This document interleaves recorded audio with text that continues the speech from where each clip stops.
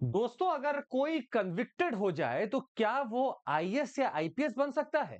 इसका जवाब है बिल्कुल भी नहीं। पर बनने की जरूरत क्या है? क्योंकि भले ही अगर कोई कन्विक्टेड है तो मिनिस्टर तो बन ही सकता है, वो एमएलए एमपी तो बन ही सकता है। अब आप हो सकता है कि असमंजस में पड़ गए होंगे कि ये कैसी बात हो गई सर। कोई आईएएस आईपीएस नहीं बन सकता, जज नहीं बन सकता अगर उसका क्रिमिनल रिकॉर्ड है। पर ये क्रिमिनल रिकॉर्ड अगर होना है तो अच्छा खासा नेता में एंट्री मिल सकती है या नेता लाइन में एंट्री मिल सकती है। आइए समझते हैं कि क्या अभी टिप्पणी हुई और इसके पीछे का लॉ क्या है। जी हां, आप समझ रहे हैं सुप्रीम कोर्ट की एक टिप्पणी, क्रिमिनलाइजेशन ऑफ पॉलिटिक्स। और आज देश जानना चाहता है कि 150 करोड़ की जनता में क्या वही लोग जिनका क्रिमिनल रिकॉर्ड है, क्या वही एक बेहतरीन नेता बनाते हैं? क्या वही बेहतरीन देश का भविष्य लिखते हैं मिनिस्टर बनकर, या कोई और भी हो सकते हैं? समझना हमारे और आपके हक में है बस। आइए देखते हैं होता क्या है। टाइम्स ऑफ इंडिया को हम पढ़ रहे थे और हमें खबर मिलती है अभी 2 दिन पहले कि 543 लोकसभा एमपीज में से 251 के खिलाफ चार्जेस हैं क्रिमिनल। और केरला एमपीज जो है, मतलब जो केरला से एमपी बनकर आए हैं, उसमें से 20 में से 19 के खिलाफ चार्जेस हैं।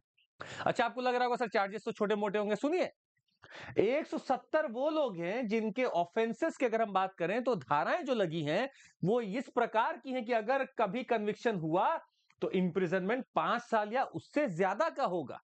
मतलब अच्छा खासा गुनाह किए हुए हैं, क्रिमिनल रिकॉर्ड ठीक ठाक है, हो सकता है कन्विक्शन अभी ना हुआ हो। मतलब आपके केस चलते जा रहे हैं, चलते जा रहे हैं, चलते जा रहे हैं, पर न्याय नहीं हुआ है और अभी भी आप एमपी एमएलए बनकर बैठे हैं। खैर, इसको हम और विस्तार से बताते हैं, पहले आप हमारी एक बात सुन लीजिए। अगर आपको जुड़ना है हमारे साथ और पढ़ना है बेहतरीन तरीके से ना, फ्लैट 50% ऑफ चल रहा है, प्लस 6 महीने तक का एक्सटेंशन मिल रहा है। मतलब आप प्रीलिम्स मेंस हमारे साथ निकालिए सर, और ईमानदारी से निकालिएगा। सीएमसी कोड लगाइए और जुड़ जाइए हमारे साथ। बात हम आपको यूं बता रहे थे कि एक पीआईएल फाइल की गई है सुप्रीम कोर्ट में और सुप्रीम कोर्ट ने इसका जवाब भी दिया। सुप्रीम कोर्ट ने बोला बड़े दुखी हैं हम लोग, क्योंकि जो पीआईएल बोल रही है वो ये बोलेगी सर, कन्विक्टेड पॉलिटिशियन वापस से आकर लॉ मेकर कैसे बन सकते हैं? मतलब कोई व्यक्ति जेल से रिहा हुआ और रिहा होने के बाद वो वापस से लॉ मेकर बन रहा है, एमपी बन रहा है, एमएलए बन रहा है। इतनी कौन सी कमी पड़ गई है यहां लोगों की?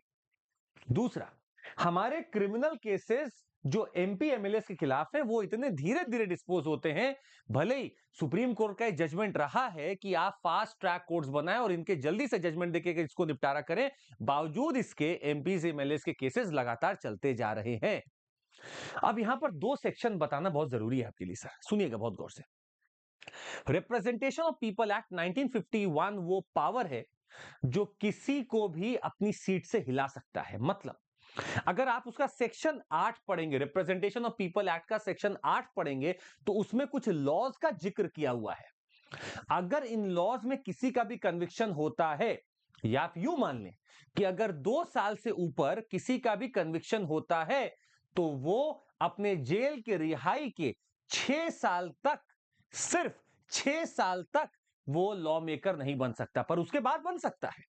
मतलब बस 6 साल का जेल के रिहा होने के 6 साल तक का बस कूलिंग पीरियड है, उसके बाद फिर से वो law maker MP MLA minister बनकर बैठ सकता है।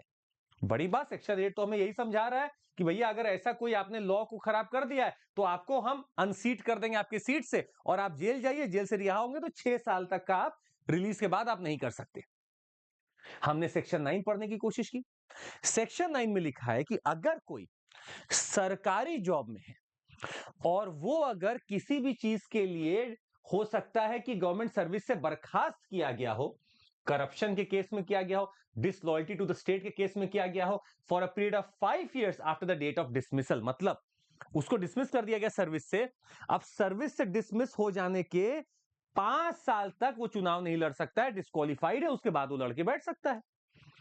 मतलब कहानी ये है सर कि आप तो मौका दे ही रहे हैं कि भैया देखो, तुम भले ही करप्ट रहे हो, देश के खिलाफ तुमने आवाज लगाई हो, पर तुम फिर भी 5 साल बाद तुम अपने डिसमिसल से बन सकते हो एमपी एमएलए और वापस से देश के भविष्य के बारे में सोचो बैठ के। खतरनाक बात है कि नहीं? आपको क्या लगता है? नीचे कमेंट करके बताइए कि क्या 150 करोड़ की आबादी में कोई जनता, कोई व्यक्ति मिल ही नहीं रहा है? हमें बार बार इन्हीं लोगों को देखना पड़ा है जिनके पीछे क्रिमिनल रिकॉर्ड अच्छा खासा बना पड़ा है। अब आप समझेंगे सर कि किया क्या जाए। इलेक्शन कमीशन से गुहार लगाई गई और इलेक्शन कमीशन ने जवाब दिया। इलेक्शन कमीशन ने बोला, it I am endorsing the call, मैं बिल्कुल आपके साथ खड़ा हूं कि सर लाइफ टाइम बैन होना चाहिए उन लोगों के खिलाफ जिनका क्रिमिनल रिकॉर्ड सिद्ध हो चुका है, जो कन्विक्टेड हो चुके हैं कोर्ट के द्वारा, उनका लाइफ टाइम बैन हो जाना चाहिए। अरे क्या जरूरत है, आपके पास बस 543 में वही लोग बार बार चेहरे में दिखते हैं। बहुत बाकी लोग हो सकते हैं जो कि बढ़िया आपके साथ मिनिस्टर बन सकते हैं, देश को आगे लेकर जा सकते हैं। बार बार आप उन्हीं पे क्यों चर्चा करते हैं? इस चीज को तो बदलना पड़ेगा। और इलेक्शन रिफॉर्म में बार बार ये डिमांड की जाती है सर कि जो लोग कन्विक्टेड हैं उनको लाइफ टाइम बैन मिलना चाहिए। दूसरा, आप इनके केसेस को जो एमपी एमएलए के खिलाफ चल रहे हैं इनको एक्सपेडाइट करो, फास्ट करो, ताकि जल्दी से न्याय मिले और लोगों को पता चल सके कि आखिर क्या इन्होंने गुनाह किया था और इसमें क्या एविडेंस आता है सामने। हम आपको यह भी बताना चाहेंगे कि ऐसा डिस्क्रिमिनेशन आप बाकी चीजों में नहीं देखेंगे। मतलब अगर कोई जज है, कोई आईएएस है, कोई आईपीएस या कोई भी अधिकारी है, अगर उसने कभी गुनाह किया है, उसके ऊपर अगर कोई चार्जशीट बनी है, उसका कोई क्रिमिनल रिकॉर्ड है, तो सर उसको कोई सर्विस नहीं मिल सकती है। पर एमपीज एमएलए को आप इतना सर्विस देने में क्यों उतारू हैं कि इनको तुरंत आप बैठा दे रहे हैं वहां पर? इनके लिए भी सेम रूल होना चाहिए जो किसी आईएएस आईपीएस के लिए है। हाँ, इसका एक दलील ये दिया जाता है कि सर एमपीज एमएलए का कोई सर्विस कंडीशन नहीं होता है, पर आईएएस आईपीएस का सर्विस कंडक्शन है, कंडक्ट ऑफ रूल्स है। अरे तो बना दो ना एमपी एमएलए के लिए, कौन मना कर रहा है?